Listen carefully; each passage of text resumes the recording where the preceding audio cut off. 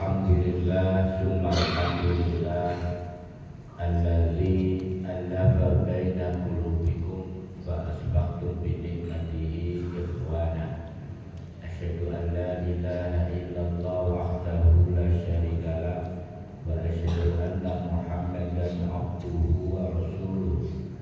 Allahumma shalli ala Muhammad wa ala alihi wa sahbihi wa sallim ajma'in, amma ba'du. Subhanaka la ilma lana illa ma 'allamtana innaka antal alimul hakim. Allahumma inna nas'aluka al-huda wa tuqa wal afafa wal ghina. Allahumma inna nas'aluka 'ilman nafi'an wa rizqan thayyiban wa amalan mutaqabbalan. Hadirin para jamaah rahimakumullah, Bapak, Ibu, saudara-saudara yang saya hormati, saya diberi tema yang bagus sekali. Tidak saya rubah sedikit pun. Cinta butuh bukti, iman butuh korban. Tema ini penting karena merespon bulan kita hari ini, bulan Dzulhijjah, di mana saudara kita yang punya kemampuan fisik, finansial, maka bulan ini berangkat ke tanah suci untuk melaksanakan ibadah.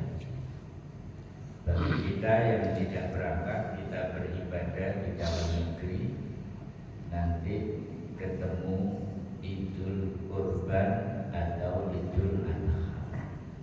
Tema kita bicara seputar tentang itu. Baik para jemaah, kalau kita bicara kurban itu tidak bisa lepas dari kisah tentang dua nabi, anak dan bapak, yaitu Nabi Ibrahim alaihissalam dan anaknya Nabi siapa? Ismail alaihissalam. Saya awali dengan mengutip surat Al-Baqarah ayat 124 sebagai landasan. Allah berfirman, Bismillahirrahmanirrahim. Wa idzib tala Ibrahim rabbahu bikalimatin. Ingatlah ketika Ibrahim diuji Tuhannya dengan beberapa kalimat. Bikalimatin itu, beberapa kalimat itu maksudnya Nabi Ibrahim diuji dengan bentuk perintah, larangan. Dan ujian itu sangat super berat. Contoh, perkawinan 90 tahun belum diberikan keturunan. Begitu lahir Ismail, procot, disuruh pindah. Alamatnya kan di Palestina Ibrahim. Disuruh pindah di tempat yang tandus, tidak ada air, tidak ada pohon, tidak ada rumah.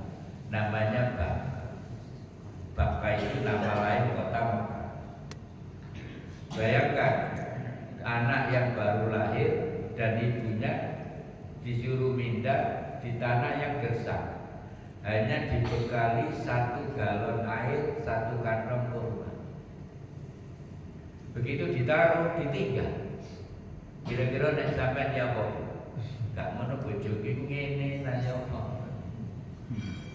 Akhirnya dikejar oleh Hajar, mempertanyakan kebijaksanaan suaminya. Pertanyaannya satu, wahai suamiku, apakah ini perintah dari Tuhanmu? Engkau memindahkan aku dan Ismail di tempat yang gersang ini. Ibrahim tanpa menoleh hanya menjawab iya. Lihat jawaban istrinya. Kalau ini perintah dari Allah, aku sudah cukup tenang. Kalau nggak percaya sampai coba besok istri sampai pindah ke hutan, kasih 1 galon air, 1 kantong beras, nggak akan menanyakan ini perintah dari Allah, nggak sampai dicakarin. bedanya. Maka Ibrahim lanjut kembali ke Palestina. Begitu nanti ceritanya sampai puncak ujian beratnya itu harus menyembelih anaknya. Habis ini saya bisa. Nah, ada kalimat fa'atammahunna. Itu lalu dia melaksanakan dengan sempurna. Ujian demi ujian itu, ini sebetulnya dalam teori leadership kepemimpinan ayat ini pas. Jadi Ibrahim diuji dengan berbagai ujian 1, 2, 3, 4 diselesaikan dengan sempurna, komplit. Maka kemudian Allah mengangkat Ibrahim.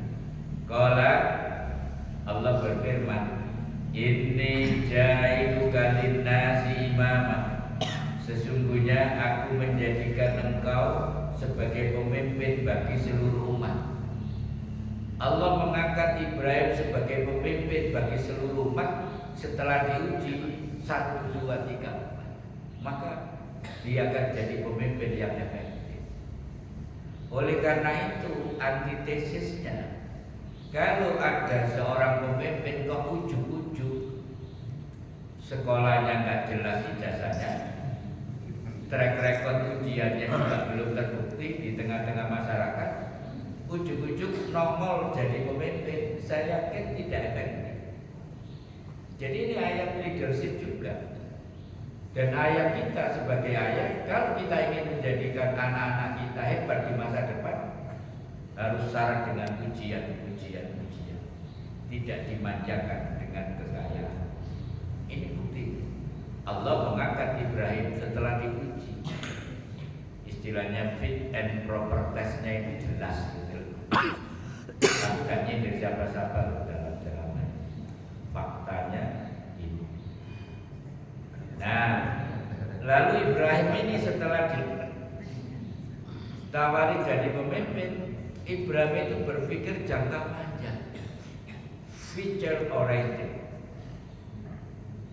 Qala, Ibrahim berkata, wa min dzurriyyati.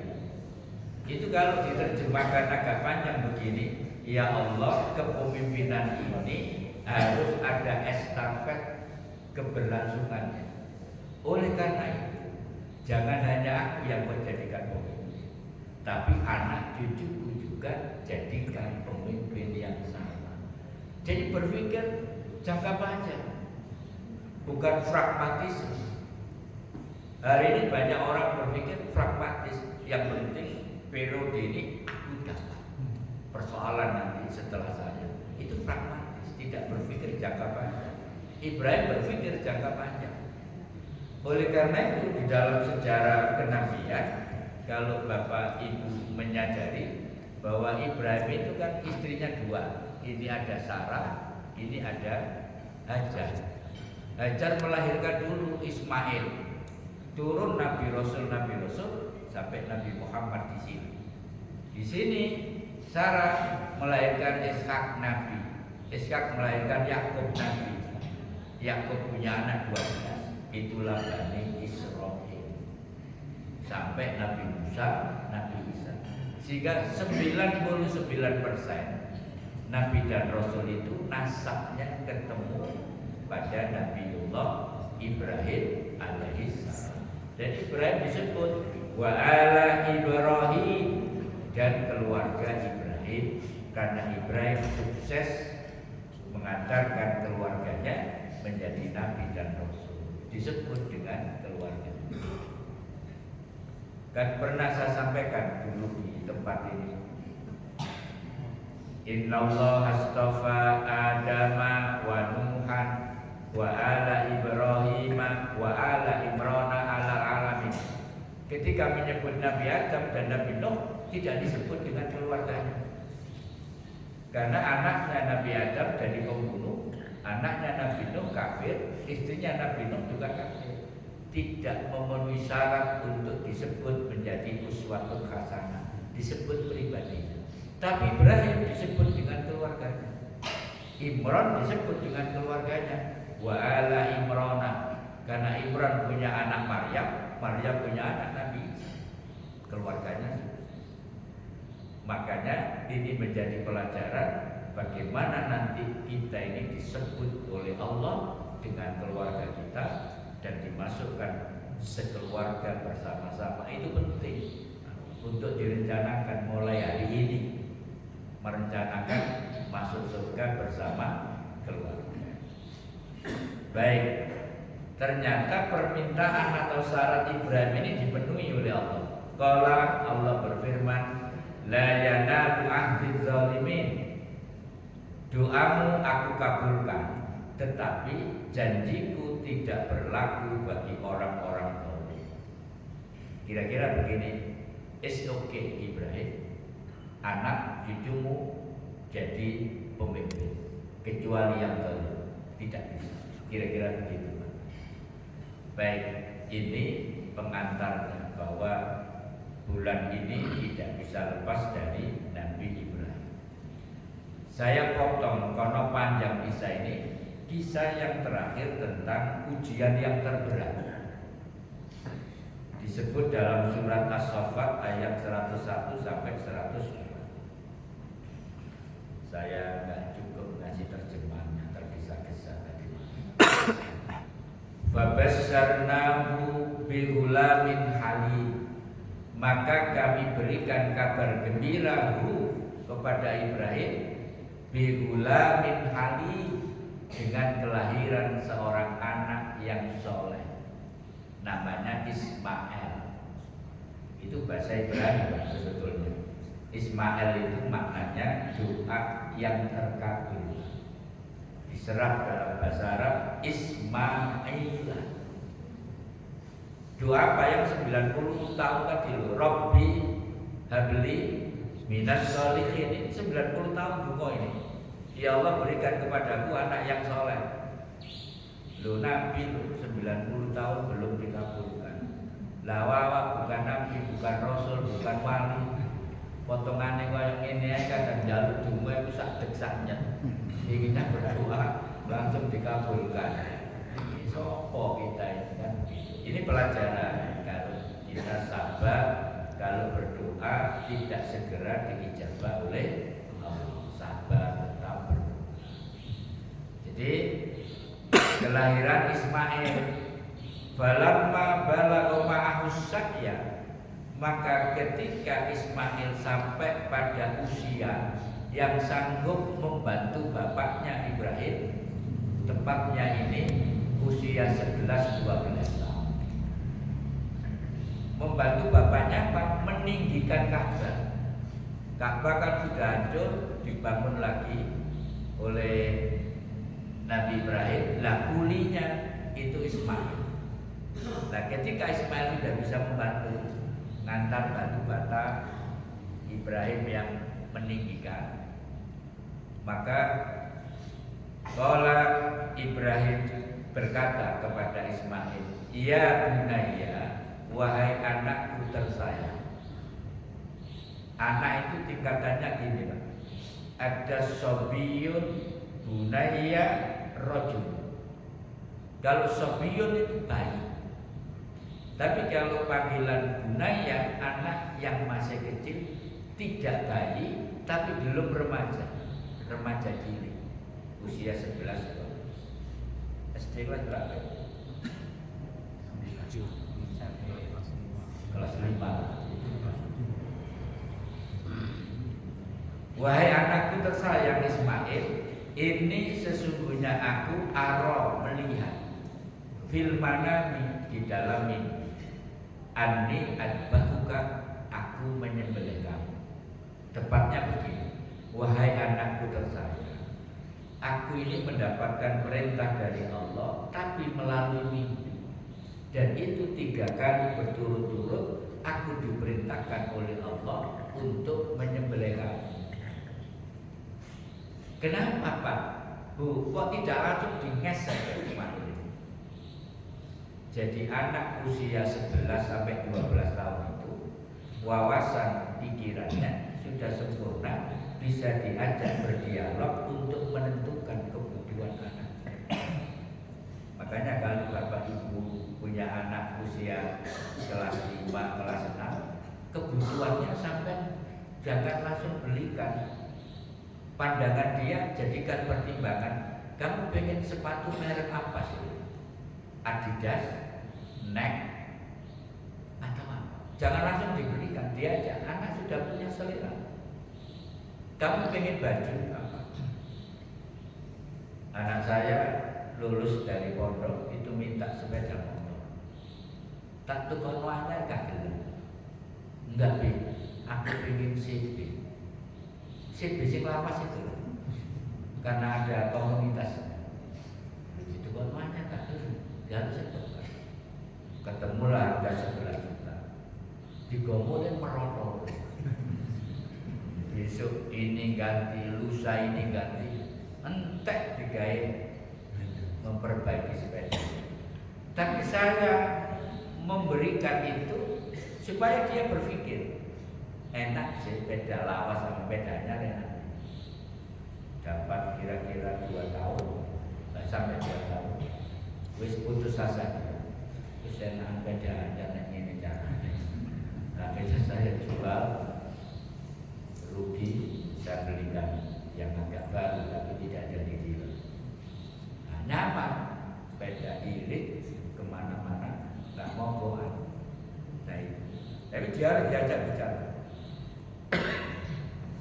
Nah, kemudian Ibrahim mengatakan, "Fanzur madza tara." Bagaimana menurut pendapatmu? Ibrahim, aku dapat perintah dari Allah melalui mimpi 3 hari berturut-turut. Aku diperintahkan Allah untuk menyembelih kamu. Gimana menurut pendapatmu perintah Allah ini? Lah Ismail sudah dididik sejak bayi procot dengan pendidikan yang benar, jawabannya mengejutkan. Nek anak sampean ya, nah aku oleh perintah Allah pengen nyembelih kamu. Ojo aku Pak, sampean ini tak gelem.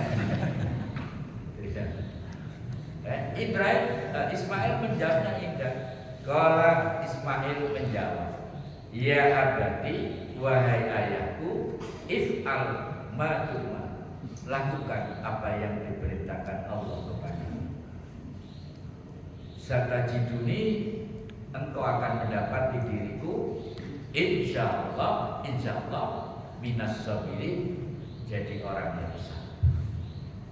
Maka terjadilah peristiwa yang menggoncangkan Ismail disembelih, kemudian diganti dengan domba. Kemudian turun ayat tadi, fa'atammahunna. Ibrahim sudah menyelesaikan ujian itu dengan sempurna. Kemudian inilah kemudian yang disyariatkan kepada kita, Bapak Ibu, kita melaksanakan hari raya Idul Kurban dari syariat Nabiullah Ibrahim alaihi salam. Tapi kita tidak disuruh menyembelih anak kita, disuruh menyembelih domba atau sapi atau onta kalau di daerah yang ada ontanya. Understand? Sampai kok sangat ngantuk tadi Pak. Betul. Meresap bisa. Meresap. Saya lanjutkan sedikit. Nah, kemudian kita diperintahkan berkorban. Lah dasar korban itu surat Al-Kautsar ayat 1 sampai 2. Inna a'tainakal kautsar. Sesungguhnya kami telah memberikan kepadamu nikmat yang banyak. Nanti kita hitung salah satu nikmat kita secara matematik. Fasholli li rabbika wanhar, maka dirikanlah sholat karena Tuhanmu dan berkorbanlah. Jadi kita sholat, kita berkorban besok itu refleksi dari rasa syukur kita kepada Allah karena Allah memberikan nikmat yang banyak sampai kita nggak mampu menghitungnya. Wa in ta'uddu nikmatallahi la tuhsuha. Jika kamu mencoba menghitung nikmat Allah, niscaya kamu tidak akan mampu menghitungnya. Saya tunjukkan yang mungkin bisa dihitung nikmat. Ini data agak lama, gak apa-apa. Sampai bernafas itu pakai oksigen. Orang kalau pernah kena gangguan pernapasan itu dibantu oksigen beli. Ini harga 5-7 tahun yang lalu. Jadi satu botol itu harganya 21.500. Cara memakainya, hirup selama 2 detik, begitu bernapas lagi. Lah satu botol itu 75 kali pemakaian sudah habis. 75 kali disedot. Total satu tabung habis dalam waktu 2 detik. Kalau dihirup terus 2 detik habis. Kali 75 sama dengan 150 detik atau 2,5 menit. Hitungannya 1 jam. Tabung itu 1 jam itu kita bernapas itu kalau dihitung rupiah 516.000 1 jam. Oksigen itu harganya. Kalau 1 hari 12.384.000. Kalau 1 tahun 4.484.240.000. Jadi kita itu bernapas 1 tahun kalau dipajaki sama Allah, dijual oksigen itu 4,5 miliar kurang sedikit 1 tahun. Sampai sudah berapa tahun? Pernahkah menghitung betapa nikmatnya oksigen itu? Yang 1 tahun 4,5 miliar. Sehingga kalau dihitung usia, sekedar wawasan saja, ada yang usianya 60 tahun. Ada. Berarti sampai sudah menghabiskan 267 miliar duit tadi. 494.400.000. Kalau usia kita mati nanti usia 65, berarti kita oksigen saja itu 289.785.600. Ini saya ingin bicara inna a'tainakal kautsar, bahwa Allah memberikan nikmat yang ini baru oksigen, belum nikmat cairan mata ini Pak. Kalau dikurangi besok kedip lah. Ya perasaan mendeli terus medeni, mata kita bisa kedip, bisa melihat.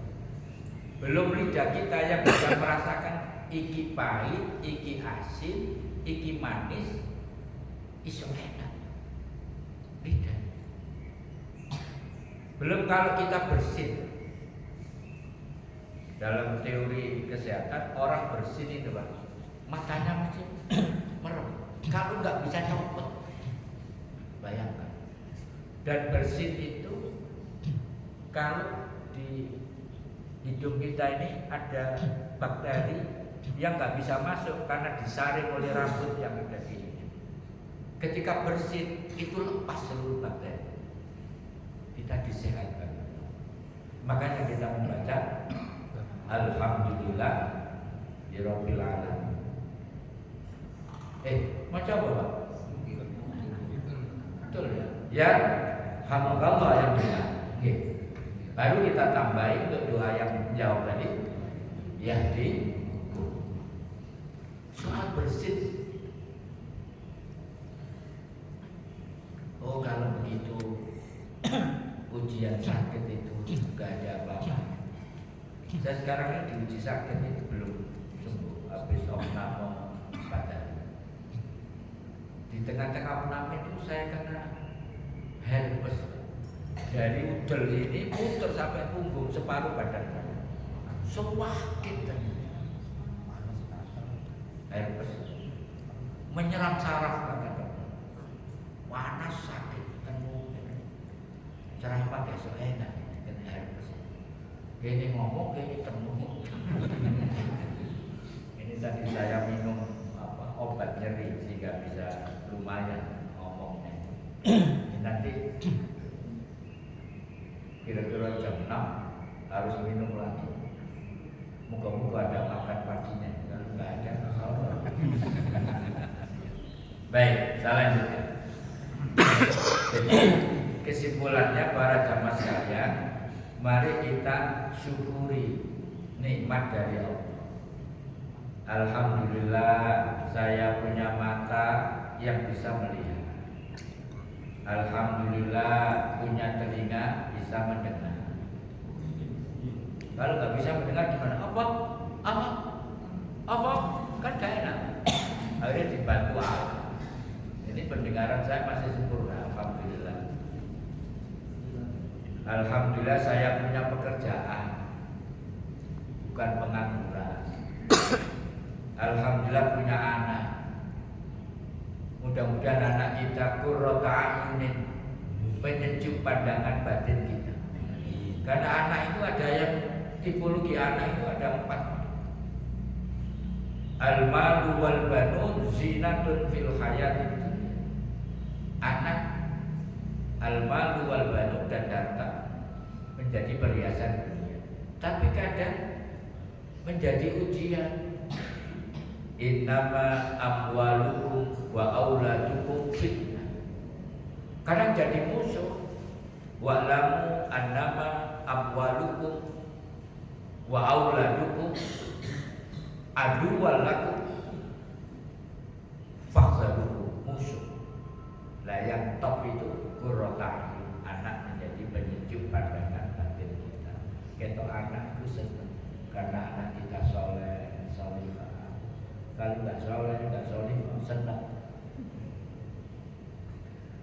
Alhamdulillah saya diberi kesehatan. Kesehatan nikmat yang luar biasa. Ini rumah sakit itu penuh, banyak orang sakit.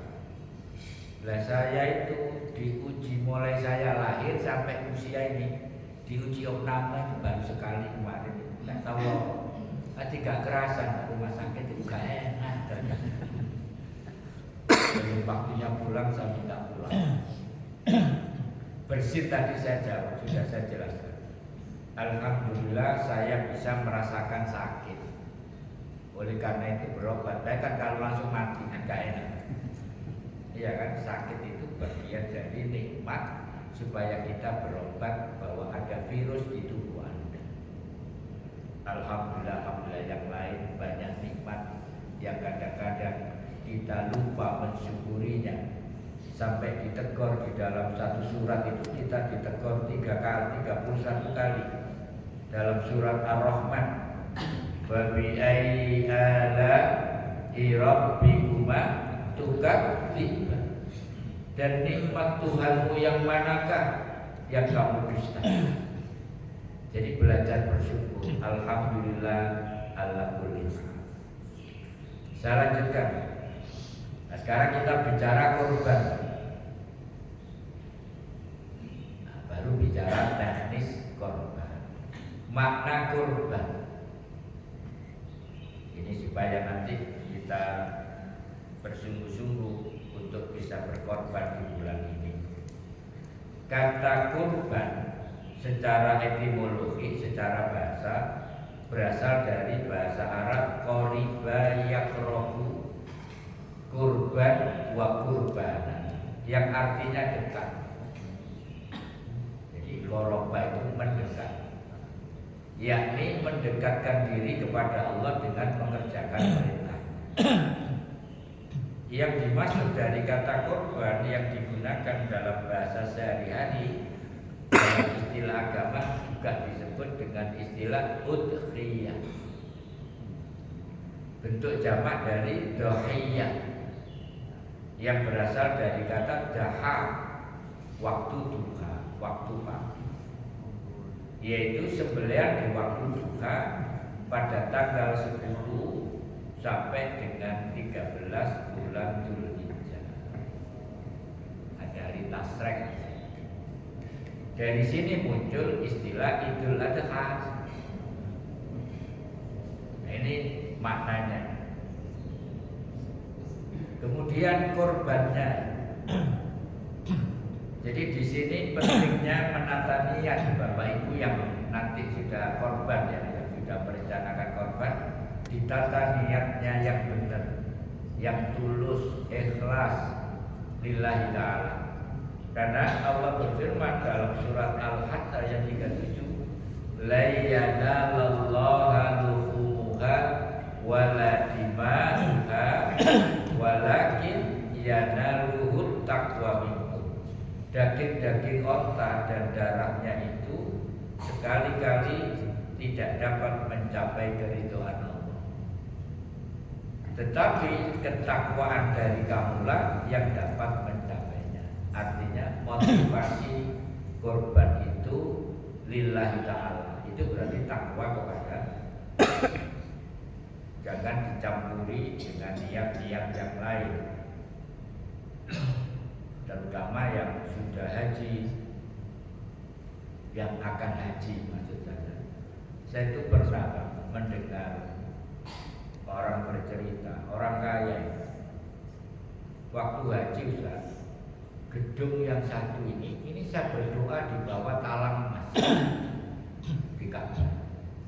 Gedung yang kedua saya bangun, itu saya berdoa di Raudhah. Dan satunya itu saya doa di Hijr Ismail. Jadi haji itu doa dari gedung tok. Saya teringat sekali waktu haji saya takut berdoa minta dunia. Saya minta dunia itu hanya 2 dan pulang langsung dikabulkan oleh Allah. Memang mustajabah doa. Tapi kalau doa mustajabah itu di tanah suci, terutama doa di pelataran Ka'bah, itu hanya minta dunia. Lalu akhirat kita gimana? Dari sini penting. Jadi kalau orang yang umroh atau haji, ojo jalur dunia tok, yo akhirat.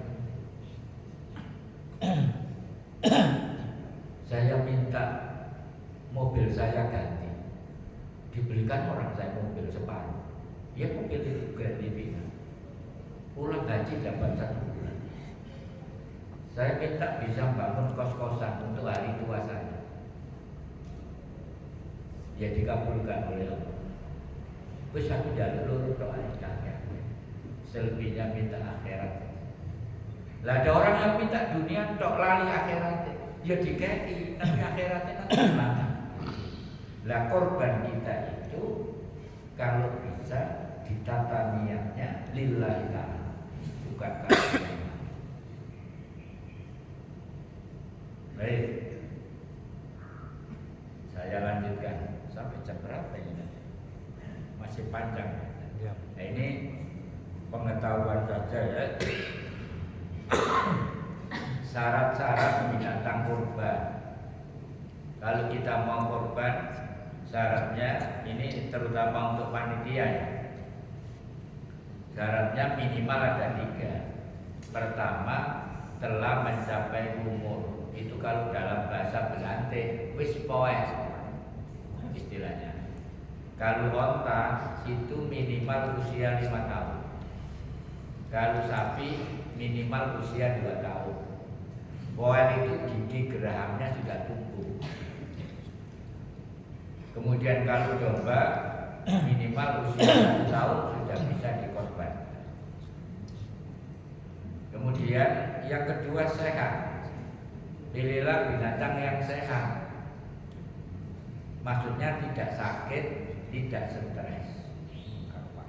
Makanya saya kalau melihat orang jual kambing di pinggir jalan, tidak dikasih atap, panas kepanasan, hujan kehujanan, itu bisa stres, bisa tidak sehat, dan kurang memenuhi syarat untuk dikorbankan. Maka hati-hati kalau milih hewan kurban, ojo milih murah itu, utawa milih gede itu. Nah, saya ini kan mantan pedagang kambing sapi ya, bertahun-tahun Pak. Saya bisnis domba, sekarang sudah pensiun, wis tuwa. 3 tidak cacat. Cacat itu pincang, kakinya ada yang invalid, pincang. 2 buta sebelah. Nah, ini diperiksa matanya. 3 kurang budikan. 4 kurus karena daging itu laknat. Nah, makanya milih yang gemuk. Baik sapi maupun domba. Atau melibatkan dokter hewan untuk mengetahui ini sehat apa tidak. Karena banyak hewan korban disembelih kemudian hatinya itu rusak, banyak setnya. Nah, itu berarti nggak sehat. Nah, itu diperiksa. Baik, yang nomor 5. Ini fotonya siapa ya? Artis. Artis. Jadi ini ceritanya, saya membuat laporan karena bertahun-tahun saya itu dititipi 3 ekor sapi dari pabrik kayu di Gresik, namanya DSM, grupnya Astra, bertahun-tahun. Sekarang pindah pabriknya, nggak dapat korban. Nah, saya kalau milih sapi gini nih Pak, begini Pak. Jadi sunnah hukumnya memilih hewan korban. Ayatnya Al-Baqarah 267. Wala tayammamul khabisa minhu tunfiqu. Jangan kamu memilih yang buruk-buruk lalu kamu menafkahkan, sedekahkan. Ini berlaku umum, apakah sedekah, zakat, juga korban. Tidak boleh milih yang buruk. Saya pernah menegur panitia korban di salah satu masjid di Surabaya. Karena boleh. Jadi beliauan korban wis mari sholat Idul Adha. Sing gak payu itu kan turun harganya. Jadi dia ngambil untung dari situ. Itu berarti resikonya bisa tidak sehat karena gak dibeli orang, sisa-sisa. Nah, itu bahaya kalau prinsipnya. Jadi milih yang sehat, yang gemuk. Lanjut. Bagaimana kaitannya dengan orang yang memakan daging korban? Ini banyak yang masih salah paham ya. Dikira korban itu sama dengan zakat. Sing dikasih yang melarat-melarat, sing sugih gak dikasih. Kalau korban itu umum, kaya, setengah kaya, miskin, disasar semua, dapat pembagian hewan. Ini dalilnya. Fakulu minha wa atimul qani'a wal mu'ta. Maka makanlah sebagiannya dan beri makanlah orang-orang yang rela dengan apa yang ada padanya. Rela itu maksudnya orang yang tidak minta. Al-qani'a. Lalu mu'ta dan orang-orang yang meminta. Ayat ini bicara orang yang korban dapat bagian. Orang yang minta dikasih, nggak minta ya dikasih. Itu pembagiannya. Kalau di tempat saya itu banyak orang kampung datang ke rumah minta, itu ada antri dikasih kupon. Nah, itu dikasih. Berapa orang yang korban itu?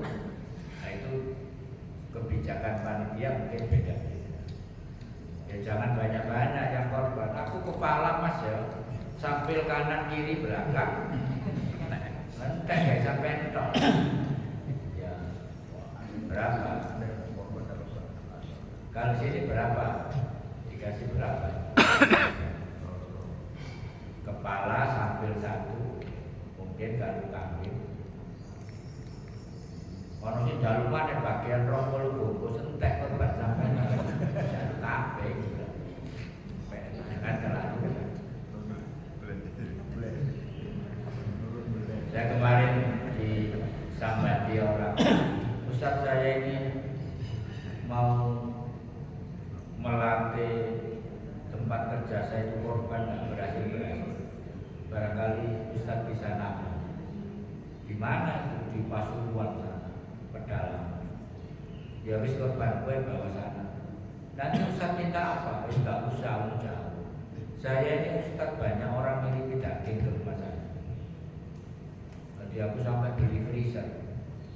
Ya sini yang belum pernah kirim daging ke rumah saya. Enggak serius ya. Baik, saya topik ya suaranya. Gara-gara ngomong baik. Waktu menyembelih hewan kurban. Nah ini pengetahuan saja. Ayyam tasrik kulluha dzabhun. Hari-hari tasrik semuanya adalah waktu menyembelih.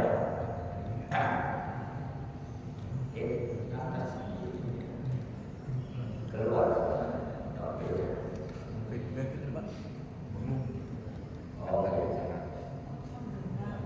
Dalam ayat dan hadis digunakan kata yaum, ini pentingnya Pak, yang berarti siang.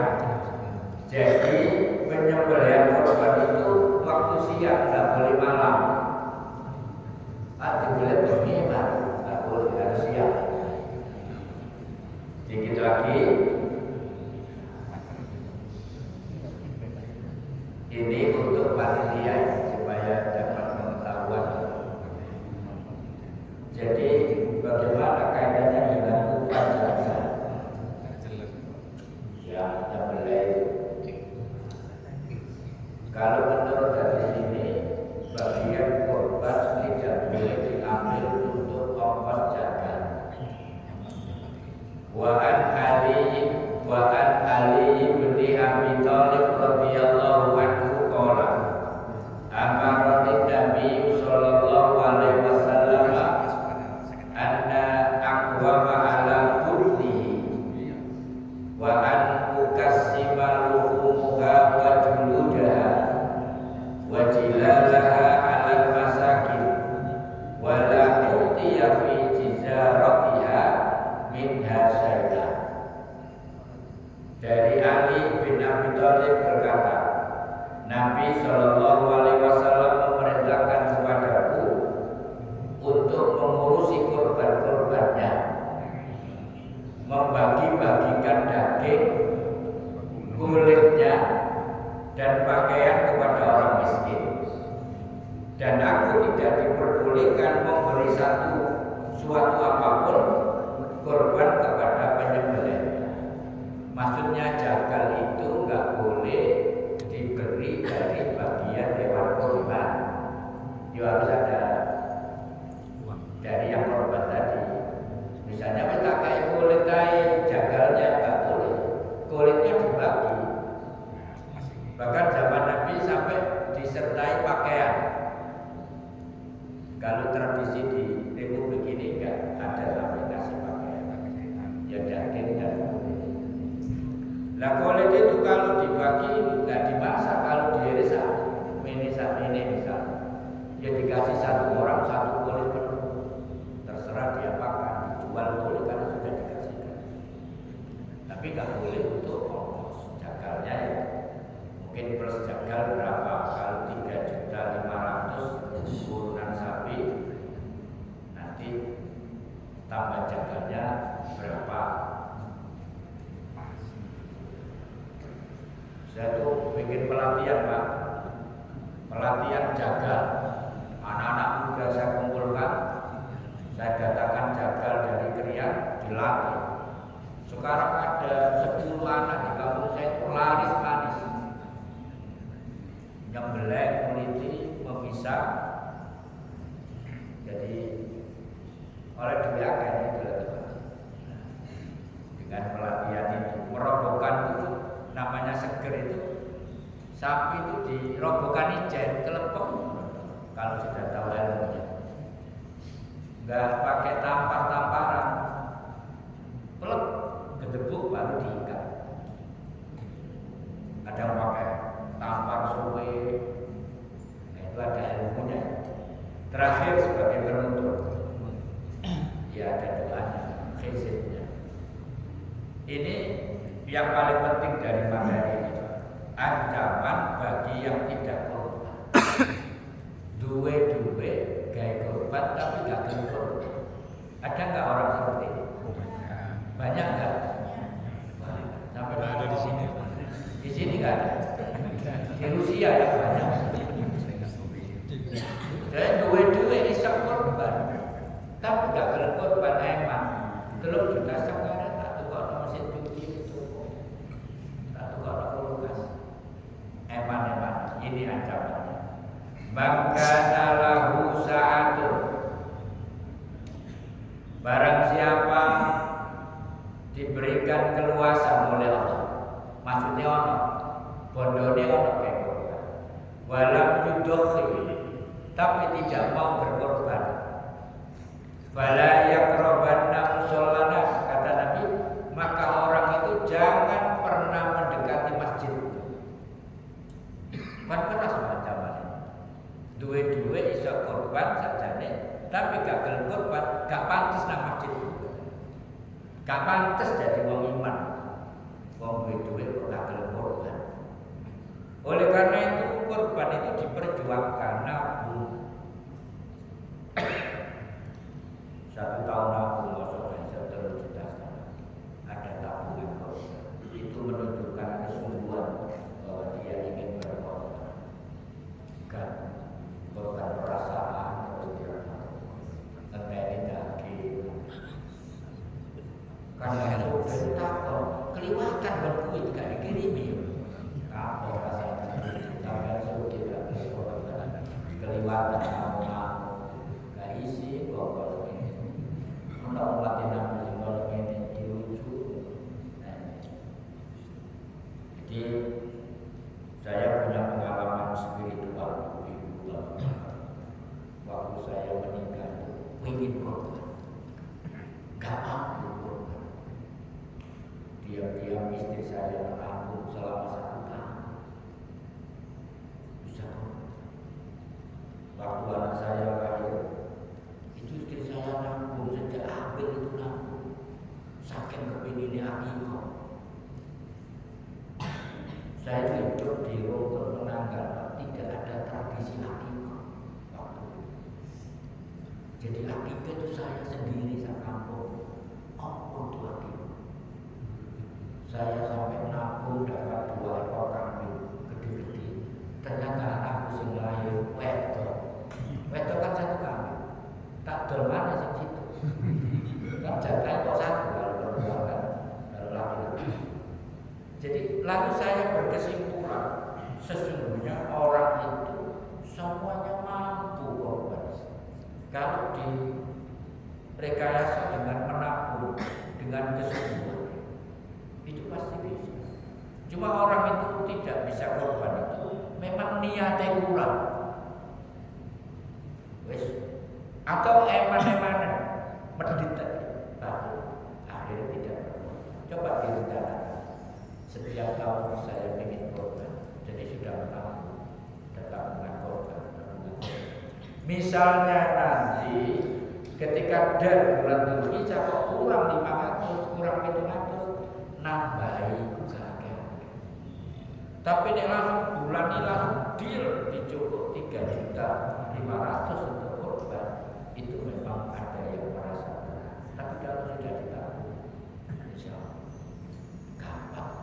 Sehingga kita bisa tiap tahun korban dan ini menjadi kendaraan kita di dalam surga. Dan ini jangan salah paham seperti ibu saya. Belum apa enggak korban. Belum aku itu lebih korban tahun ini. Wis ono kendaraan nih. Kayak apa kendaraan kayak warga wis numpang. Masya Allah. Yo kamu carane mikir ibu. Wis korban wis duwe kendaraan. Akhirnya saya jelaskan, Anda bisa tiap tahun korban padahal petani nabung gak baik diwiamne dijual itu menenak kayak korban. Itu sekarang kampung dan kota itu sudah gak ada bedanya tentang jumlah korban sudah mulai hampir sama di kampung-kampung banyak orang korban. Itu tempat saya itu ada 2 masjid, ada 4 musola. Itu semua melaksanakan kurban. Alhamdulillah.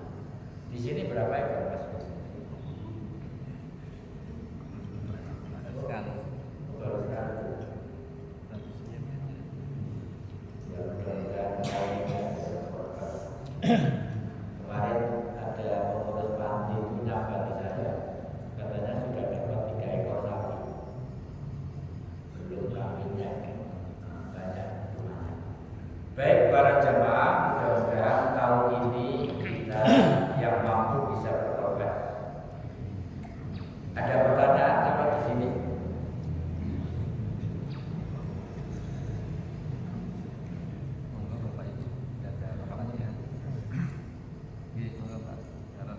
Ustaz, kurban itu wajibnya 1 atau lebih dari boleh lebih dari kalau dia mampu?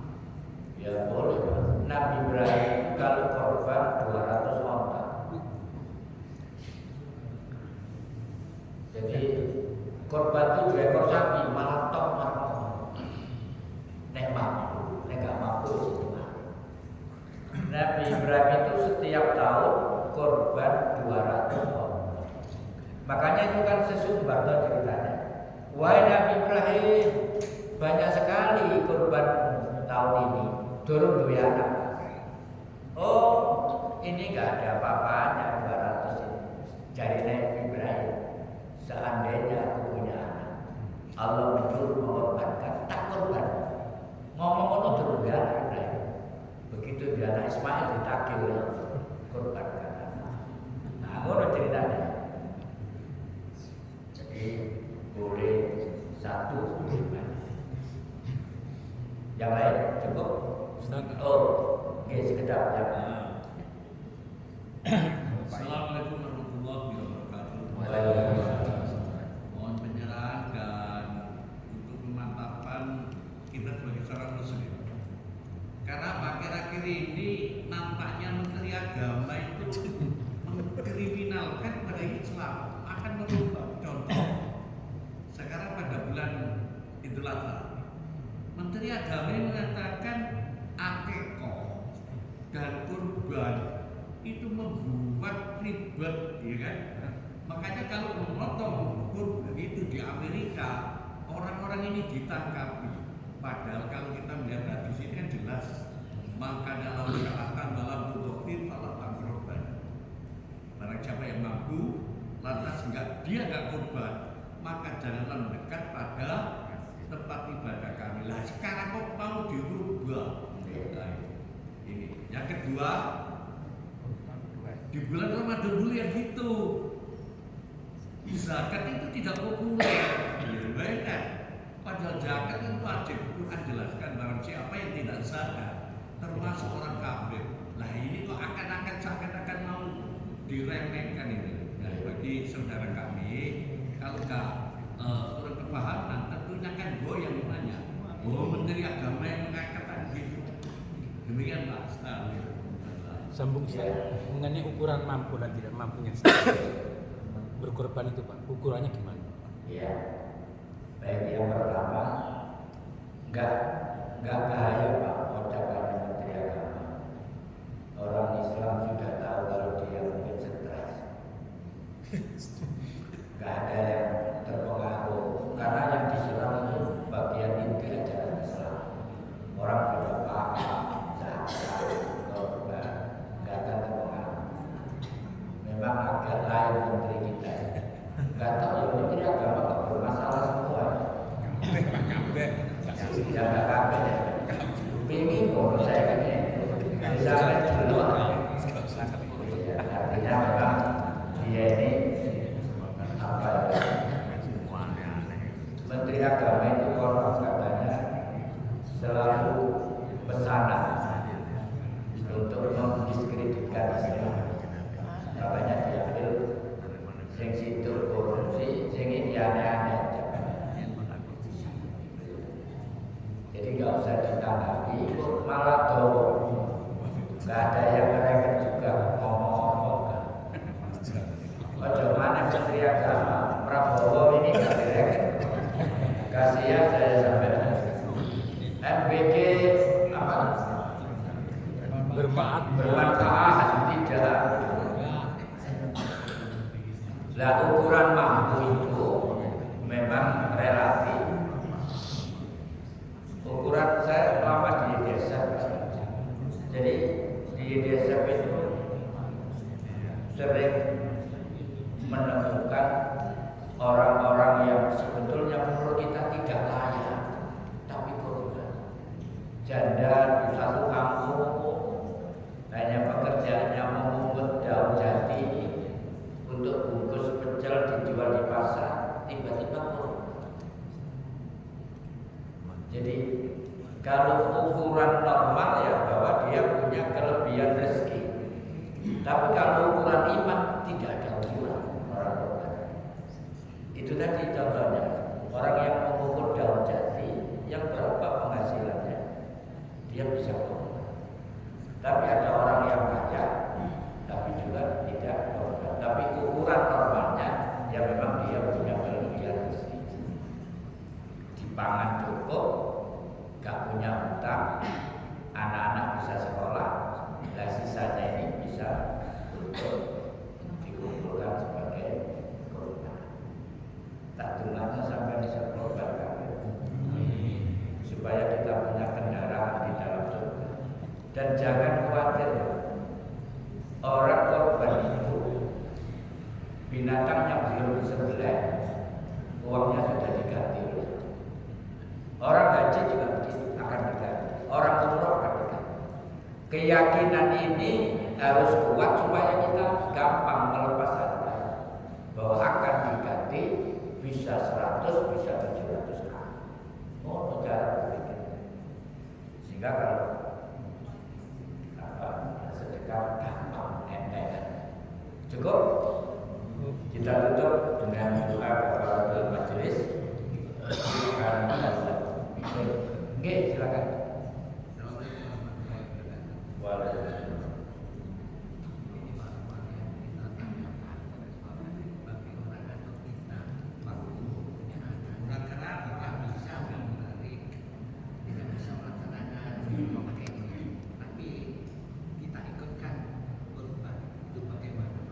Ya. Baik, bagus sekali ya. Jadi banyak orang yang tidak paham tentang akikah. Akikah itu kewajiban atau akikah itu alamatnya orang tua kepada anaknya. Bagaimana kalau ada masa kecil kita dulu, bapak-bapak kita belum kenal akikah. Hampir orang yang hari ini usia 60 itu tidak diakikah semua oleh orang tua. Ya sudah nggak usah akikah. Tapi kalau misalnya akikah apakah boleh? Boleh. Tidak akikah tapi korban, mana yang didahulukan? Korbannya. Jadi wis aku akikah dhewe masih wis tuwek. Boleh. Tapi kalau hanya satu pilihannya ya korban dulu. Baru nanti kalau diakikahi mau. Karena akikah itu sebetulnya batasannya itu 4 kali kelipatan 7. Hari ke-7 21 ditambah lagi yang keempat 42 sudah selesai. Kalau menurut sunnahnya. Tapi juga mungkin dijawab gak boleh akikah sendiri, ya boleh, nggak ada larangan.